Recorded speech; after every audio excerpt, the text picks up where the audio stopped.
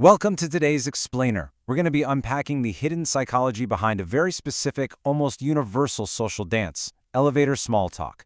It's a fascinating topic, so, okay, let's dive into this. Have you ever stepped into an elevator with a coworker? Really picture the scenario. The heavy metal doors slide shut. The space is tiny, it's confined, and suddenly, it's perfectly quiet. You're standing literally shoulder to shoulder with someone you know professionally, but, maybe not personally. Today, we're going to do a frame-by-frame, almost cinematic deconstruction of the next 30 seconds. We're looking at the hidden psychology of this casual chat, because right at that moment, there's this palpable friction in the air, right? A social tension that just begs to be addressed. And what happens next is actually a highly scripted, psychologically rich dance. So here's how the scene kicks off. Right as those doors close, your coworker opens with, "Morning, busy day ahead?"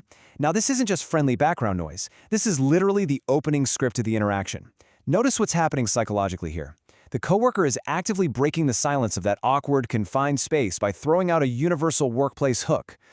Being busy is pretty much the universally accepted baseline in any modern office, right?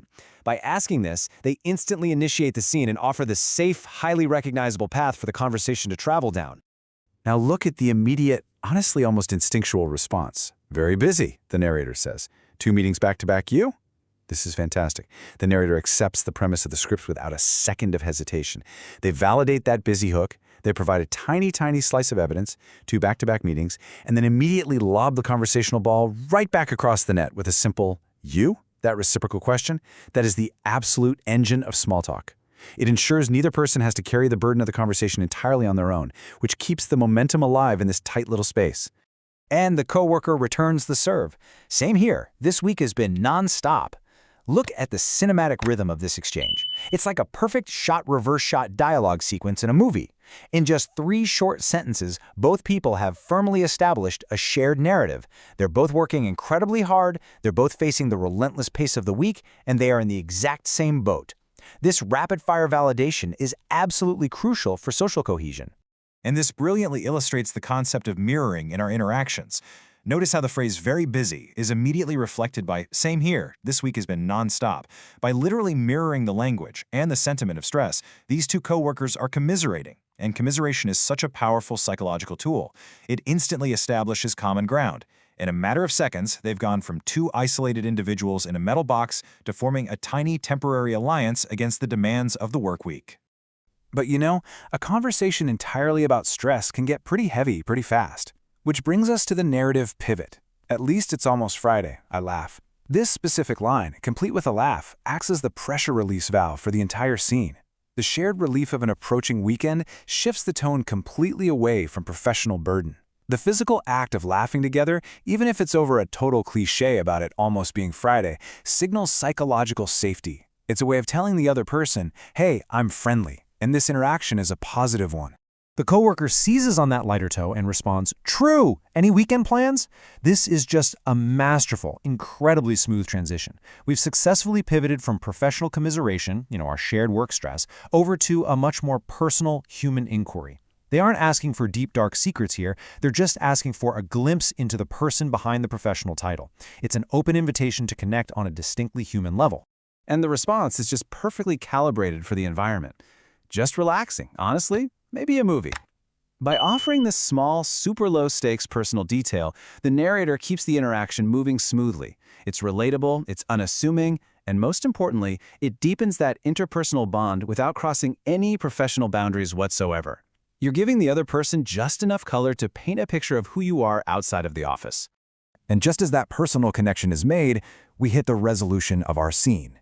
"Sounds perfect," she says as the doors open on her floor. "Have a good one. You too." Notice the impeccable timing here. The physical opening of the elevator doors perfectly scores this friendly farewell.